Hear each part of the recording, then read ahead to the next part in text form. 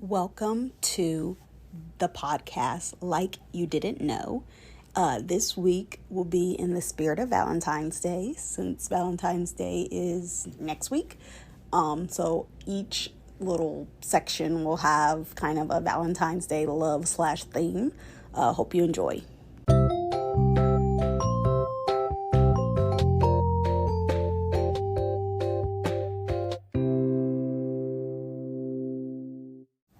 This week's scary movie of the week is Orphan. It's more of a thriller than a scary movie. And they've actually made a second one that came out last year. I think like the end of last year. But basically it's about this girl, to not have spoilers, who is orphaned, and she's pretty much crazy. But there's a reason why she's crazy, and that's kind of like the twist to the movie.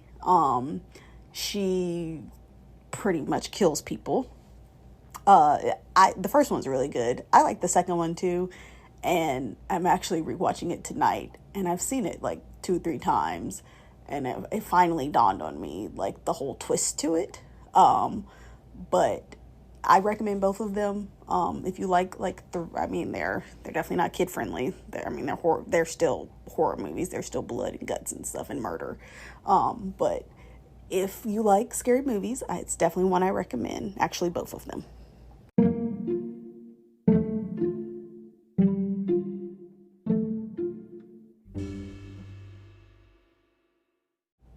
This week's ridiculous lawsuit is a man who sued because he wanted to legally change his real age. He was a 69-year-old Dutchman, and this was in 2018. He wanted to legally change his age, but he said in order to avoid ageism, but really he wanted to increase his chances of success on Tinder, which is a popular dating app if you don't know what it is. Really, it's basically a hookup app, but people claim to use it for dating or meeting new people. The judge politely explained to him that things are just age-based, and that's basically just how it is. Needless to say, he lost. I kind of wonder if anybody else, especially nowadays, it seems like there are a lot of older single people, which may have been the case in the past too, but of course I wasn't around then. But I just feel like when I was on the dating apps, I saw a lot of older people, and I'm just like, are y'all just really on here looking for a love for real, or are you looking for like a young girl to hook up with and see if you still got it? Or, I mean, who knows? Hey, I guess it could be many reasons. Maybe they're just looking for company in their old age. But basically you can't change your age, and hey, being old is in.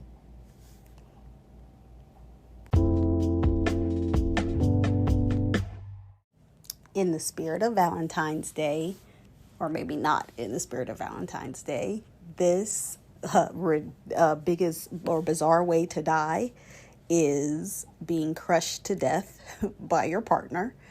I feel like, I assume this is during sex maybe, or probably doing something that y'all have no business doing.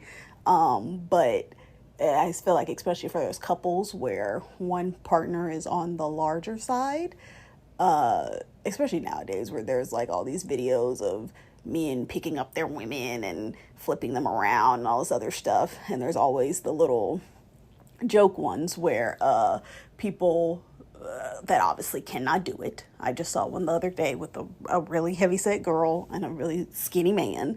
And needless to say, there was no way he was going to be able to pick her up. Like, it was not happening. Never in life. But of course, they weren't really trying to, because he would have gotten seriously hurt. But in the spirit of those who think that they can do the impossible, if you happen to be in a type of that relationship where one person is significantly bigger than the other one, I would suggest you keep both feet on the floor, or whole body laying down in the bed.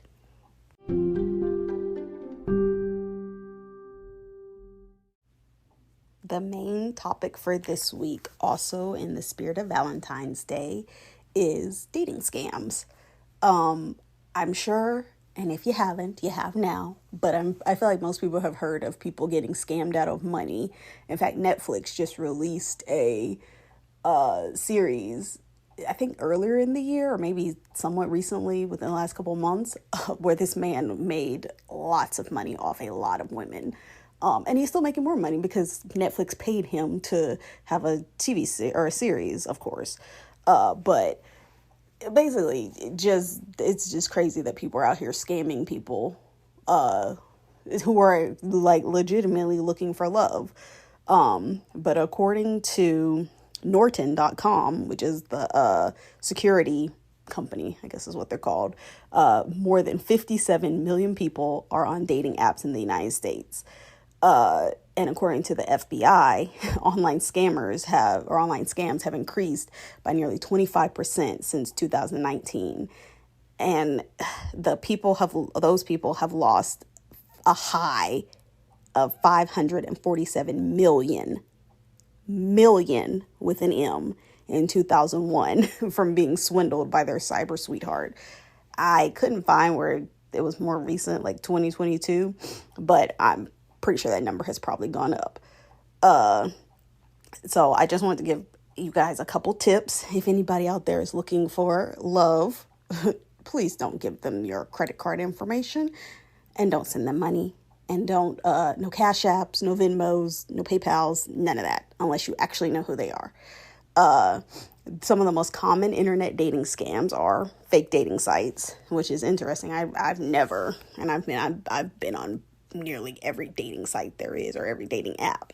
I mean, some of the ones that are even legit to me seem like scams, especially when they ask you to pay for stuff, because I feel like, why do I have to pay to communicate with somebody? To me, that's a scam. But there are some fake dating sites, and they are created to mine your information. So I would say, if you're going to go online, do your research, like Match.com, that's legit. And there are other ones that are also legitimate websites that, you may pay for them, but it's actually for a good reason, and they're not just going to steal your information. Photo scams. I got scammed. It was a voice scam. Many, many years ago, I got scammed by a guy who was pretending to be, with his picture, he was like this really attractive, muscular man. And when I get on the phone with him, when I tell you his voice was higher than mine, and that's when I knew that the face didn't match the voice. So clearly this was a scam.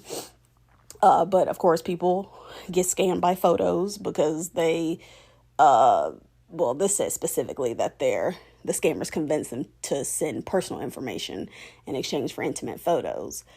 I would go on to say that people get scammed probably to send money to people that are more attractive than they actually are in real life. Military romance scams is another one. The people are posing as a military member. Of course, they're deployed. And then they're asking you for money to help them get back home. I remember when I was looking for a car a long time ago, I got scammed by these people that wanted me to get a car that was on a boat somewhere. And I'm like, why would I send money to get a car that's on a boat? Like that, if anybody falls for that, you're definitely an idiot. Intimate activity scams. The scammer connects with their target on multiple social media websites and then convinces them to undress, and threatens them with the recordings. I guess kids are probably on dating apps too, or dating websites. So just don't send naked pictures. Don't send videos of yourself. Sometimes even if you know the person, it's best to not even, because once it's on social media, it's forever. Once it's on the internet, it can't be deleted. Really, once you send that picture through cyberspace or through Wi-Fi or whatever, it's permanent. Like, you have no idea what those people are going to do to those pictures or with those pictures. So basically, just be careful. And don't send anything to anybody that you don't know 100% and you don't trust. Code verification scams. I'm sure all of us have gotten those. The scammers will send a fake verification code through email or text, posing to be a dating app or website. Then you click on it, and it'll ask for your personal information. why in the world somebody would put their social security number in a dating app. There is no dating websites in the world need your social security number. That's the ultimate red flag.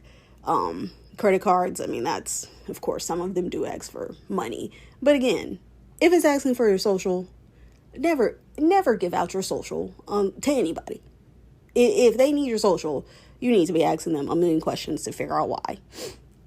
Inheritance scams. Scammers will make their target believe they need to get married in order to get their inheritance. Again, they'll ask them to pay for airfare.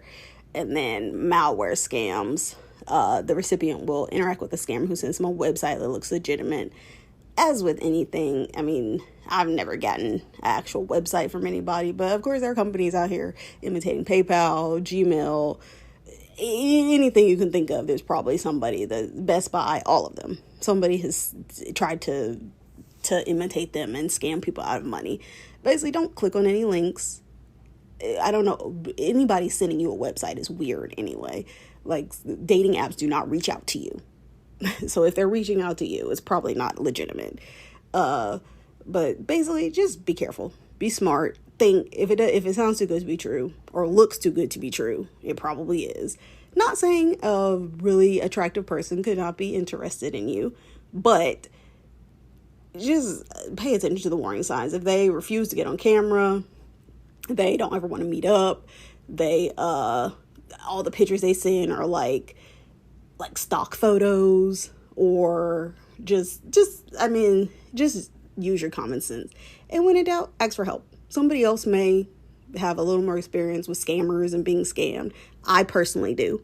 So if you have any questions about being scammed, or if something looks legitimate, let me know, and I can probably give you pretty close to 90 to 100%. Yes, this is a scam, or no, this isn't. But that's the episode for this week. Hope you guys enjoyed. My podcast can be found on Spotify and Anchor for right now. Hopefully one day it'll be elsewhere. But give it a listen, and have a happy Valentine's Day if you have a Valentine, or even if you don't. Hope you enjoy yourself.